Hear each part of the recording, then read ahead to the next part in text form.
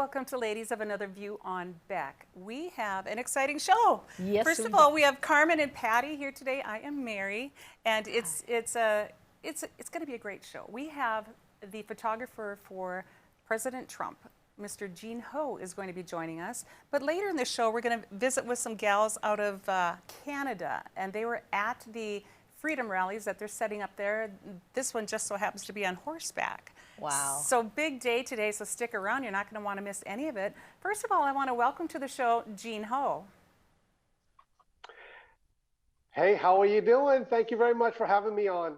Oh, great. It's good to have you, Gene. I know, I just want, for the viewers, I want them to know that Beck sent us down to Dallas to go to one of the freedom rallies. It was the Patriot Roundup with Doug Billings, and we just so happened to bump into you and visited quite a bit. And we got this book about Trumpography, and we're going to talk about that later in the show. But it's just so exciting to see someone who's had firsthand, you know, we hear so many things about President Trump, and you knew him firsthand.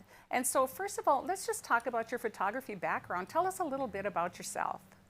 Well, first of all, if you can imagine being a photographer for 25 years, but having little or nothing to do with politics at all.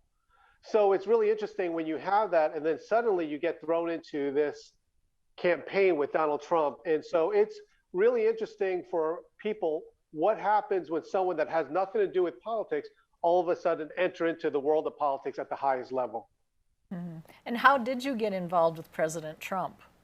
I really think that if anything, it was a chance encounter. This was about 3 or 4 months before he officially ran. So he was at an event. A magazine asked me to take pictures of this event. Wow, who knew Donald Trump was actually going to be there? And I met him, took some pictures of him, and then he liked it, invited me back for another job when he was just before he was running for president, and stuck there until the very last day of the campaign in 2016.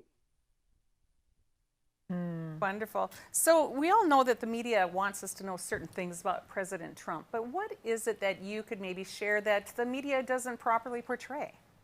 Well, that was the whole thing about my walk with Donald Trump, because when you think about Donald Trump, the first thing that people thinks about is what the media tries to portray him to be. And you have to remember, at one time, the media loved Donald Trump. I mean, he was the darling of the media.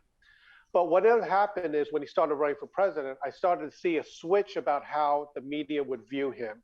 And I'm not a person really heavily involved in politics, but what I saw was a definitive difference about how Donald Trump acts in person to other people, to minorities, and how the media was trying to portray him back in 2015 and 2016, and also now. And it's a completely different thing. And so it felt like, for me, I needed to stand up for the truth and actually tell people what this man is really like behind the scenes. So, Gene, you said you weren't political before. Did you become more political when you got thrown into this just by chance, and you're seeing what actually is going on, that there's a false narrative being given to us by the media? Did you start to say, wait a minute, I need to tell the world the truth? Exactly, that was a point. I was also the darling of the liberal left. I was very liberal. The left loved me. And the thing with it is still the same principles involved, if you think about it. I love being a liberal because the whole thing about this is that you don't judge me and I don't judge you. If you get to know me and you don't like me, that's fine, but you just don't judge people. And that's how a lot of us on the left that ended up turning to the right, you're not supposed to judge. And the first thing I saw with Donald Trump is basically the media and other people that never knew him, never spent much time with him, and basically creating a false narrative about Donald Trump. And so seeing that, it drew me closer to Donald Trump. And I got the chance to see, you know, what he was really like behind the scenes. And what happened as far as your personal connections and the things that you were so used to in your life when you say you were the darling of the liberals?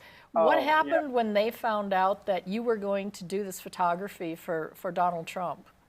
you know, here's my secret confession with all this stuff. I mean, I was part of what you call the silent majority at the time. You know, my photographers would say, wow, why are you working for this guy? And I'm like, you know, it's just a job. I'm just doing it. You know, it's just like any other job.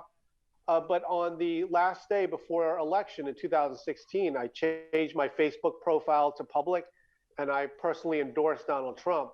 And I didn't think anything of it at the time, but I mean, this was the world coming down upon me. And I was applauded by the liberal left. I had, my wife and I had an LGBT nanny. So the people in the community knew how basically open I was to all sorts of people. We openly hired many people in the LGBT community, and they loved me. But it was just on this one thing when I decided to basically stand up for someone that also has been basically persecuted by others, not for who he is, but for what they think that he is. I mean, it's called prejudice, but they were calling him a bigot, a homophobe, and all this stuff. And I had to stand up for the truth for it. And it was a terrible price to pay, because people started boycotting my business. My photographers started to leave me, and it was a definitive change in my life. But it seems like it might be for the better at this point. You know, I've seen you on the road quite a bit with these different rallies and whatnot.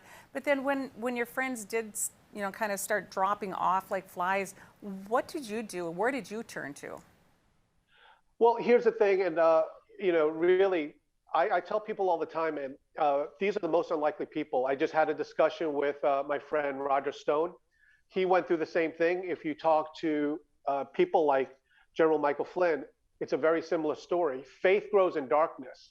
So in the darkest hour, when all these things I worked for and built all my life, my reputation, my fortune, everything, my business started going down the drain because of doing nothing else but standing up for Donald Trump.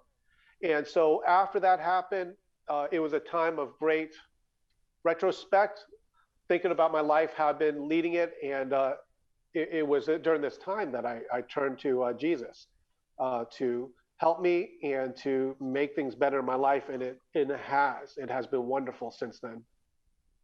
And so prior to this, would you consider yourself a religious person? No, I mean, everyone would. No one's going to go out there and say, oh, I'm a Satan worshiper. You know, like even if you ask my wife, she would claim that. But the thing is, when there's a difference between basically serving God and like putting your whole heart towards him. And so it was a definitive change. My wife and I just this past month, actually last month in January, my wife and I got baptized. So it's all a new chapter in our lives now, and we feel great about it.